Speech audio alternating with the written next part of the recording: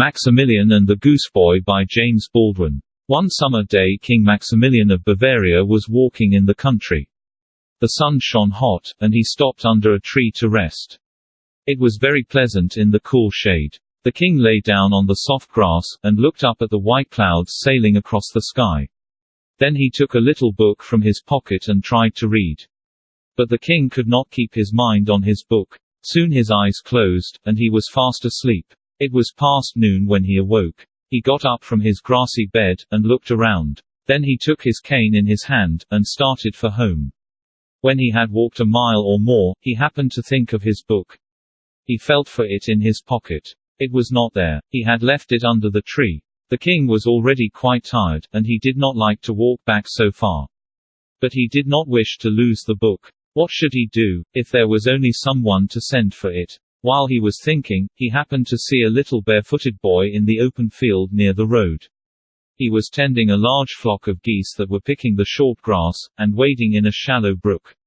The king went toward the boy. He held a gold piece in his hand. "My boy," he said, "how would you like to have this piece of money?" "I would like it," said the boy, "but I never hoped to have so much." "You shall have it if you will run back to the oak tree at the second turning of the road, and fetch me the book that I left there." The king thought that the boy would be pleased.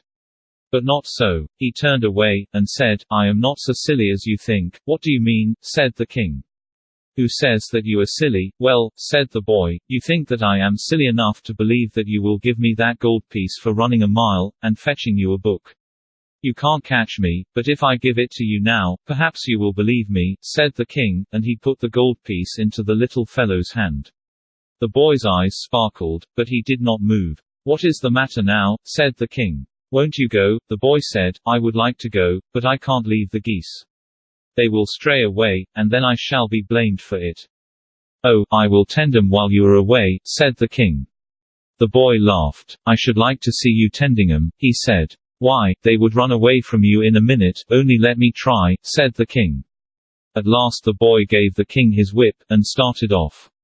He had gone but a little way, when he turned and came back. "What is the matter now?" said Maximilian. "Crack the whip." The king tried to do as he was bidden, but he could not make a sound. "I thought as much," said the boy. "You don't know how to do anything." Then he took the whip, and gave the king lessons in whip cracking. "Now you see how it is done," he said, as he handed it back. "If the geese try to run away, crack it loud." The king laughed. He did his best to learn his lesson, and soon the boy again started off on his errand. Maximilian sat down on a stone, and laughed at the thought of being a gooseherd. But the geese missed their master at once. With a great cackling and hissing they went, half flying, half running, across the meadow. The king ran after them, but he could not run fast. He tried to crack the whip, but it was of no use. The geese were soon far away. What was worse, they had gotten into a garden, and were feeding on the tender vegetables. A few minutes afterward, the Goose Boy came back with the book. "Just as I thought," he said. "I have found the book, and you have lost the geese." "Never mind," said the king, "I will help you get 'em again." "Well, then, run around that way, and stand by the brook while I drive them out of the garden." The king did as he was told. The boy ran forward with his whip, and after a great deal of shouting and scolding, the geese were driven back into the meadow. "I hope you will pardon me for not being a better gooseherd," said Maximilian, "but, as I am a king, I am not used to such work." "A king, indeed," said the boy. "I was very silly to leave the geese with you. But I am not so silly as to believe that you are a king." "Very well," said Maximilian, with a smile, "here is another gold piece, and now let us be friends." The boy took the gold, and thanked the giver. He looked up into the king's face and said, "You are a very kind man, and I think you might be a good king, but if you were to try all your life, you would never be a good gooseherd."